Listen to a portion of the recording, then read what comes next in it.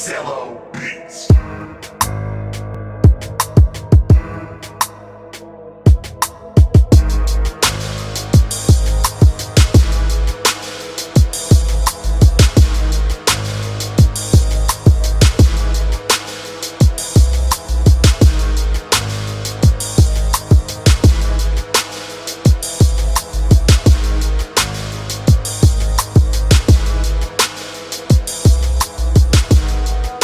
Hello dear viewers, my name is Nino and you're watching Nino's product reviews. Today we're going to take a closer look at the Wansview K1 security camera. This camera is significantly cheaper than most of the other Wansview cameras and still brings some new things to the playing field. So it's very interesting for me. I have particularly ordered the white one, and as we start with the unboxing, we're going to notice the first thing that meets us is the quick installation manual and the CD.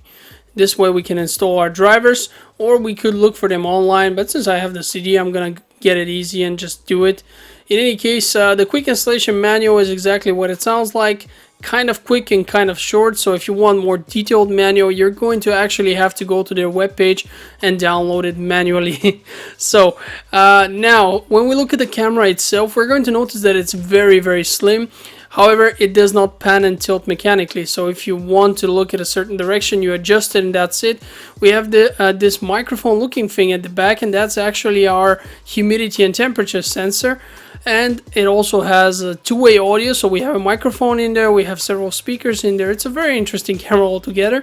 And if we look at the other stuff in here, we have this nice sticker. Now this is a very cool thing. I actually like it a lot because this sticker is going to make setting up the camera much easier. If you need to drill the wall, you just stick it, drill the holes, and you have it exactly at the width at which the camera needs to be placed. We also have a couple of screws here, LAN cable in the back, which is a slim cable, so it's a very thin one, so it will not entangle as much. And it is actually important for it to be this way, because if you want the camera to be standing on its foot over there, you're going to need a cable that is very easy to twist and turn, and this is the thing. Also, we have here a very nice power adapter you can slide in. Now the camera actually uses a micro USB slot, so if you have any kind of power adapter with your phone or something else, it'll work. Now if you're a doofus like me, you're not going to be able to slide in correctly the first time. Don't despair, just try again like I did. You have this button here which releases it, although we have no reason to release it once we have assembled it, since I can hardly imagine people will be carrying this still a lot around the world when they travel or something like that. But you could do that if you wanted to. It's a very small camera and very easy to handle.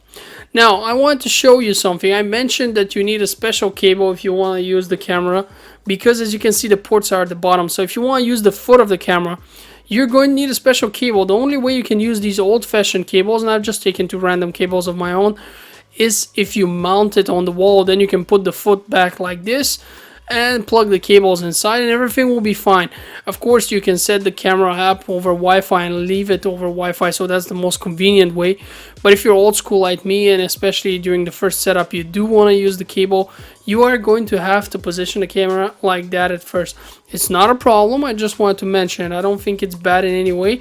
I think it's an interesting choice, and we do get this nicer LAN cable, so as a consumer, we actually win something here. Now I'm going to move on to the actual review of the software and how the camera works. Now it's time to take a closer look at the features of the camera. First, you're going to need to enter your IP here, and you will need to use an username and password. If you have downloaded the file, as I have suggested, with all the instructions about the camera from their homepage, this manual, basically, you know that the information is admin and 123456. So that's what we're doing. And if you're too lazy, just follow my video. Now you do have the quick installation guide, and there you do it with your phone, so you do not need this. But I'm old school, so I will do it this way. As you can see, it's a very wide angle lens here. We have temperature up there and humidity, which is pretty nice. Up here on top, we can mute the speaker, we can mute our microphones. So because it's a two-way audio camera, that means when I talk, people in front of the camera will hear me, and vice versa. You can take a picture, you can record manually. You have the zoom. Now this is a strict software zoom, no optical zoom here. And it works for the most part, especially if you go for like 2x, it's okay. But if you go 3 or 4x, it just starts to get a blurry pixelated mess. You have your 3 streams here. Now obviously if you're using this on a PC in your internal LAN connection, the first stream is the one to go with. And as I've said before, we have the temperature, and it's pretty precise in this particular case, but sometimes it can be fluctuating.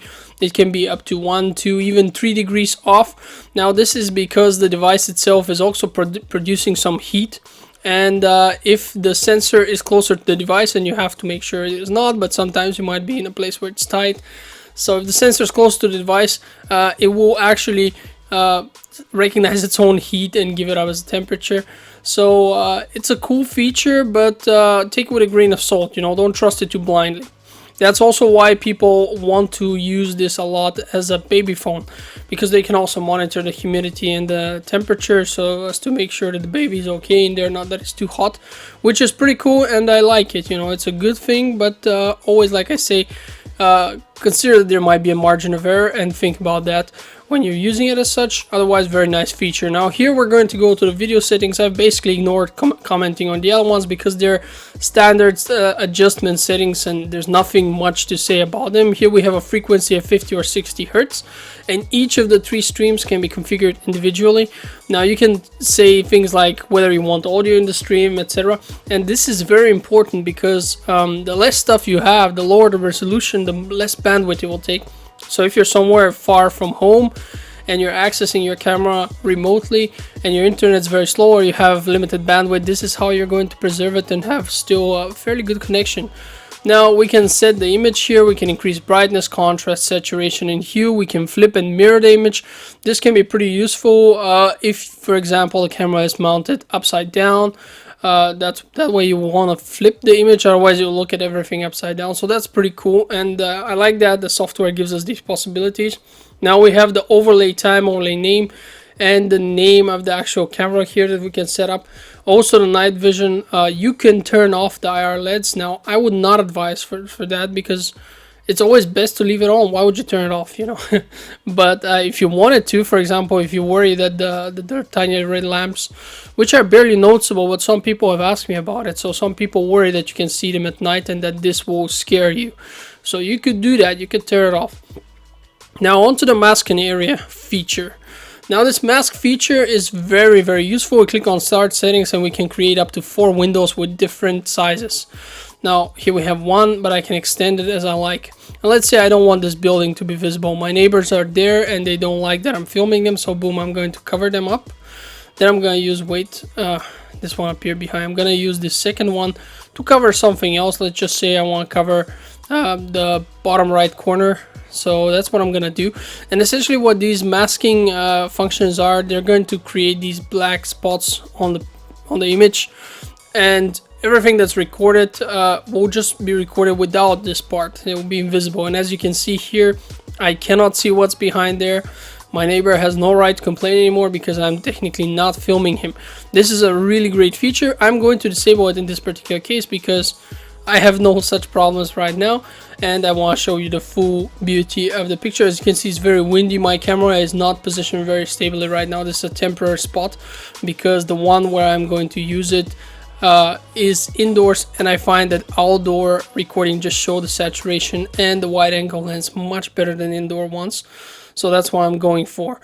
Here now we have the alarms, and this is a very important part. You have again 4 windows, the same concept. Now you can create one giant window, cover the whole, you know, the whole image. That's what usually I do. But the multiple windows will enable you to cover certain areas and determine how sensitive the camera should be to them. Now let's imagine I want window 1 to be a bit more sensitive, so I'm gonna give it 100 so the camera will hit the alarm as soon as something moves. Window 2 on the other end should barely be sensitive, so I'm gonna give it a 10. And okay, it looks like 10 might be a bit too little. All right, hold on. Let me see. All right, so let's stick to 50. In any case, you know that second part is going to be much less sensitive, sorry, than the first one. And that way you could handle up to 4 different locations, and others would just not trigger alarms at all. Or you could do as I do and just hit the whole thing, and as soon as anything moves, your camera will go crazy and scream.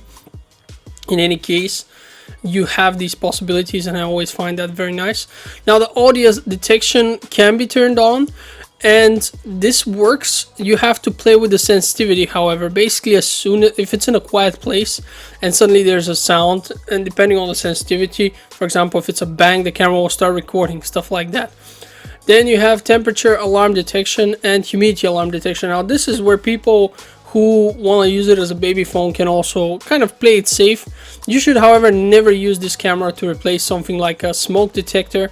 Don't, you know, count your life on the temperature measurement of a camera. That's all I'm saying. But if you are taking this just as a side, you know, information that's pretty useful, you can set if it gets too humid or if it gets too dry, it will hit alarm again. So this is pretty cool if you have a baby and you're observing it and you're not actively observing it. You're doing something else. You don't, I mean, we don't expect it suddenly to drop temperatures or increase, but in any case, it's good to have it. Some people will definitely find use for it. Now, moving on to the next thing, and as you can see here, we can set the alarm action settings. Now we have trigger independently and trigger jointly, and as you can see, in one case, basically what's going to happen is if any of these alarms, if the alarms are basically activated, these things will happen. So the trigger jointly is if all the alarm settings are activated at the same time. And the independently is if any of the settings that you set, sound, humidity and whatnot, happens, or motion, then this will happen. As you can see, a lot of stuff can be set up here. You can set to trigger the speaker, how long the alarm should be, to record on the SD card, to send emails. So that's pretty cool. You have a lot of flexibility with this camera, and that's excellent. Now the next step is we can set up the time at which the camera will work. And here, for example, I could say I want my camera to record only during the night. For some reason I wanted to guard something in the night, so I'm gonna start with 0 o'clock to, let's just say, something like 6 o'clock. Yeah, all right. So as you can see, I'm dragging, I'm marking here. Obviously I'm gonna need to adjust here a little bit, but it is going to be 0 to 6 roughly, as you can see. And you can do this for every day of the week, or you can leave it completely on, as I usually do, so that the time is not a factor. But for some people who don't want to mess with it too much, you want to set it up once and leave it there, this will be the way to go. Now here you can check your micro SD card and you know, other things. I have currently not inserted one, so it's not visible, but it's pretty standard stuff. Snapshot, of course, and the recording on the micro SD card, from which stream. Of course, the stream will determine how large the size of the files is. So if you have a very small card, you want to record from a worse stream, but I would always recommend that you use the best possible stream. Now that's pretty much it. As you have seen, I've shown you all the features of the camera in this relatively short video. It's not that short actually, if you think about it, but the whole idea of it is to just see that this camera offers quite a lot. It can definitely compete with the more expensive models, although it actually is quite cheap. Of course, things like panning and tilting the camera are not going to be available here, but if you can live without that and you would like to save money on it, if you can position the camera stationary somewhere, I mean, you can see this fisheye lens is just seeing so much. It's a wide angle lens here, and I don't think that panning and tilting is necessary in this case. It is a pretty nice feature, but it costs another 30 to 40% on top. And yeah, that's pretty much it about this camera. There isn't much more left to say here. If you guys are interested in buying it, I will be sure to include links to Amazon in the description of this video, so go ahead and click that and take a look at the current price and all its features that I have already addressed here, but you want to read instead of watch. And yeah, in any case, I would like to thank you all for watching my video, and I hope to see you on the next one. And if you like this kind of videos, be sure to check out my other ones. I have reviewed quite a few cameras from different companies, so there's definitely a lot to see. Thanks a lot for watching and have a great day.